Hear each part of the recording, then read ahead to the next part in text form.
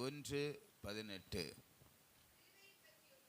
சிலுவை பற்றிய உபதேசம் கெட்டு போகிறவர்களுக்கு அது பைத்தியமாய் இருக்கிறது, ரட்சிக்கப்படுகிற நமக்கு அது தேவ பலனா இருக்கிறது. அல்லேலூயா சொல்லுவோமே, அல்லேலூயா. சிலுவை பற்றிய உபதேசங்கள். இப்ப நம்ம 7 வார்த்தைகளை எதை மையமாக வைத்து தியானித்தோம்? எல்லாம் கவனிக்கிறீங்களா ப்ளீஸ்? இந்த 7 வார்த்தைகளை எதை மையமாக வைத்து தியானித்தோம்? சிலுவையின் பாடுகள், சிலுவையின் காட்சிகளை மையமாக வைத்து நாம் தியானித்தோம். அற்பமாக காணப்பட்ட சிலுவை இப்பொழுது ஆர்ப்பரிப்பின் சின்னமாக மாறியது. இன்னைக்கு உலகம் முழுவதிலும் சிலுவையின் காட்சிகளை, சிலுவையின் காரியங்களை குறித்து தியானித்துக் கொண்டிருக்கிறார்கள். சில ஆலயங்களிலே அதிகாலை துவங்கின ஜெபங்கள் இன்னும் முடிக்கப்படவில்லை, அது தொடர்ந்து நடந்து கொண்டே இருக்கிறது. சில சபைகளே நாளை தின வரைக்கும் அந்த ஜெபங்கள் நடந்து கொண்டே இருக்கிறது. அவர்கள் அந்த நாட்களிலே அந்த காரியங்களை நினைவு கூறுகிறார்கள். ஆனால் ஒன்று புரிந்து கொள்ளுங்கள், இங்கே சொல்லப்பட்ட உபதேசங்கள் நமக்கு பலன் கொடுக்கிறதா இருக்க வேண்டும்.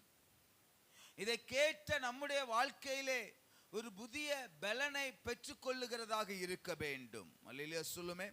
கேட்ட வண்ணமாய் அப்படி கடந்து போகிறதல்ல, கேட்ட ஒவ்வொரு வார்த்தையின்படி வாழ்வதற்கு நாம் நம்மை அபியாசப்படுத்திக் கொள்ள வேண்டும். மன்னிக்க வேண்டும், அரவணைக்க வேண்டும். தவிப்புகள் வரும்போது தேவனோடு அந்த தவிப்பின் மத்தியிலும் கர்த்தரோடு இருக்கிற அனுபவத்திலே நம்மை பலப்படுத்தி கொள்ள வேண்டும். என்னை போல அநேகர் இந்த உலகத்திலே ஏதோ ஒரு காரியத்திலே இயேசுவானவர் எப்படி தாகமாய் இருந்தாரோ அதே போல அநேக தாகமாய் இருக்கிறார்கள். அவர்களுக்காக நான் தேவனிடத்திலே பரிந்து பேச வேண்டும். எல்லாவற்றிற்கு மேலாக கர்த்தர் என் கரத்திலே கொடுத்த அந்த பணிகளை, அது குடும்ப பணிகளாக இருக்கலாம், அது சபை பணிகளாக இருக்கலாம், அது ஏதோ ஒரு காரியமாக இருந்தாலும் அதை நான் செய்து முடிக்கிற ஒரு மகனாய் மகளாய் நான் வாழ வேண்டும். எல்லாவற்றிற்கு மேலாக கடைசியாக அவர் தன்னுடைய ஆவியை யாரிடத்திலே கொடுத்தார்? பிதாவினிடத்தில் கொடுத்தார். இந்த சரீரம் மண்ணுக்கு போகிறது, ஆவி ஆமென் அல்லேலூயா சொல்லுமே, அது தேவனிடத்தில் சொல்ல வேண்டும். இங்க இருக்கிற எல்லாருடைய பிள்ளையுடைய வாழ்க்கையிலும் இந்த உபதேசமானது அது எப்படி இருக்கிறது? எப்படி இருக்கிறது? ரட்சிக்கப்படுகிற நமக்கோ அது தேவ பலனா இருக்கு. அப்படி சொல்ல மாத்திரம் ஒரு அல்லேலூயா சொல்லுங்க, அல்லேலூயா சொல்லுமே.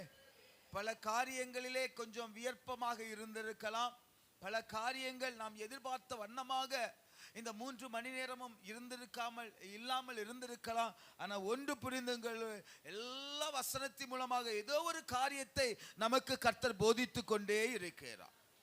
எதற்காக?